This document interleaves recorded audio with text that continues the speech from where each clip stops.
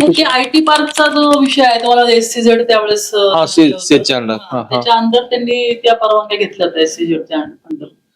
आणि त्याच्यानंतर जो आहे म्हणजे तळवडे हा म्हणजे अगदी लागून आहे. हो अगदी शेजारीच आहे. त्यामुळे तो सुटेल असं वाटत नव्हतं तेवढा पूर्णपणे. बरोबर. परंतु सेक्टर 22 आणि सेक्टर 21 हे यमुनानगरचे म्हणजे हे डेव्हलपमेंट ऑथॉरिटीने बांधलेले घर आहेत. लोकांनी बांधले असते तर आम्ही समजू शकलो असतो की लोकांना तुम्ही जसं म्हणाला 36 बंगले बांधले त्यांना हातधर कळली नाही, पूर्वरेषा कळली नाही.